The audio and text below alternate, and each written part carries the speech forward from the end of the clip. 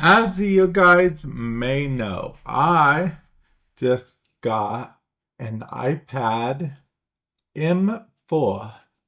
It's 11 inches, and this is the iPad M1. We're going to be comparing it. It's not going to be like one of the videos where I do a top-down view. This is literally just going to be this view the entire time. Let's see if I can get both of these side by side so you guys can better see.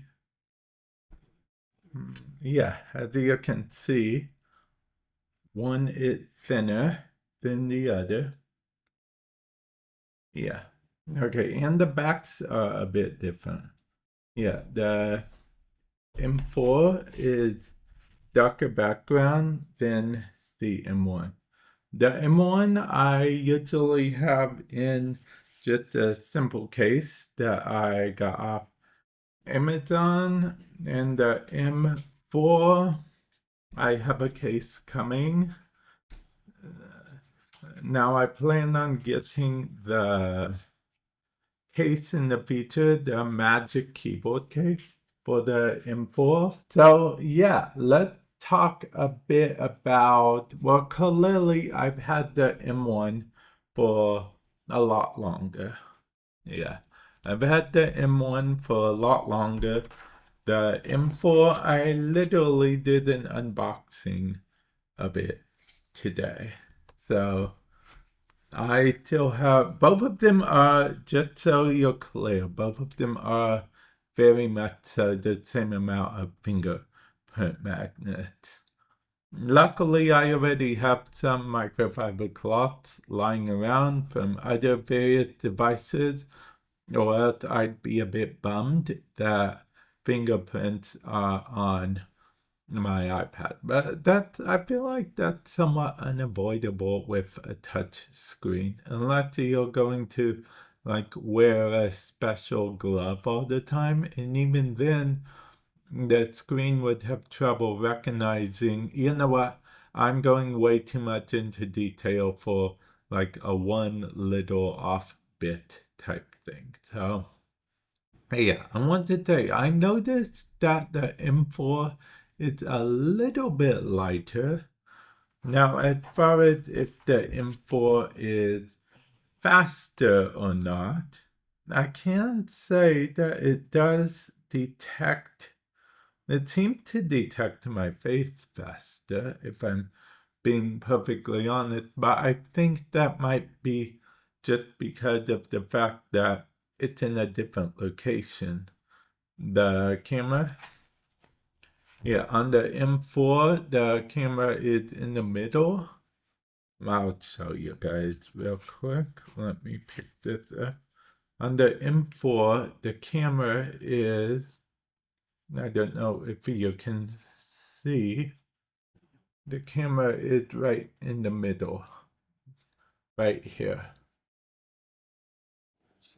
Whereas on the M1, the camera actually is up to the side here. Well, the reason why they have that design, because initially iPads were basically more, they were more slightly different form factor. So people held them like this more. But now the more common way to hold them is in landscape mode. So that's why that happens like that. Like I said, fundamentally, they both have the same face unlock, but I did just notice that I just unlocked both of them, and the M4 technically unlocked a bit quicker. It wasn't a lot quicker, though I guess if you want to get into your iPad like 2 seconds faster, or maybe a second faster, if even, then yeah, that I'm sure that other benefits. I'm sure it's a lot speedier. Okay, M1 and M4 seem like a super big difference. Okay, so I mean, one is 1 and 1 is 4. So we're talking about the M1, so first generation of the Apple Silicon chip, and fourth generation of the Apple Silicon chip. So you expect them to be a bit different. You expect the M4 to be more upgraded when it comes to that. But I'm not talking about just that. I also want to talk about the build, as I mentioned. The M4 does seem a bit lighter. Now, I could be wrong. It could be because the M4 is new to me.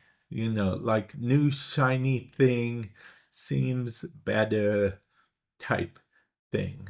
That's how it could be. I don't know. We'll have to see in the future and find out. But yeah, right now as it is, I am going to enjoy exploring the informal. Expect more me to at least talk about the iPad a bit more, because I plan on using the iPad for more of my automation type stuff, such as turning off and on my key light. I feel like right now I use my Elgato Stream Deck to do that, but there is technically an app I could just do it from the M4, and there's a number of things. Also, I plan on in the future seeing how quickly M4 works inside of DaVinci Resolve, because M1 did DaVinci Resolve just fine, but I assume M4 will do it faster. Since M2 did it faster than M1, I expect M4 would do it even faster. Maybe. Yeah. And maybe we will try some Final Cut Pro type shenanigans. Although, if I'm being honest, I've been using DaVinci Resolve a lot more lately, but I do still have Final Cut Pro and access to Final Cut Pro, and do still use it for some key things that certain things don't exist on DaVinci Resolve yet that exist on Final Cut Pro. But anyway, this is neither here nor there. I actually have tutorials on things for both of them. Links in the description below to playlists for those.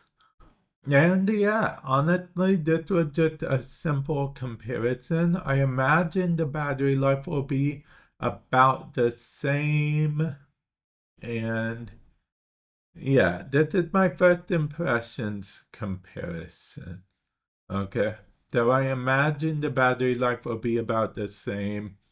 The M4 is a little bit thinner, which most people see as a pro. I see as a math type thing. If anything, it's a con without a case. Because right now, since my M4 doesn't have a case at the moment, like I said, it's probably coming sometime later or something, I'm a little bit worried that I will, drop it or something. That's how light it is, or break it.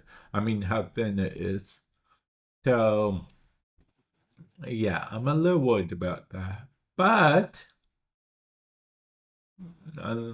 maybe my fears are really nothing to be found, or whatnot type thing. But yeah, I digress. I'm going to end it off here, I think. I guess I'll end it with this. The M4 screen does seem a little bit brighter natively, but that could just be me. The M4 is a little bit thinner, it looks like, and seems a little bit lighter, but again, that could be just me. I expect minor battery improvements, but I won't really know until I can test it in detail. And I can't say that M1 was exactly slow with any task that I would use an iPad for. So I expect the M4 to be a lot quicker. Oh, and the face unlock thing I mentioned at the beginning. I feel like the M4 unlocks a little bit quicker. Yeah. Where the M1 had to think for a second before it unlocks. But again, that could just be me. But yeah, those are my thoughts and opinions on that. And with that said, I will catch you guys in the future. Later.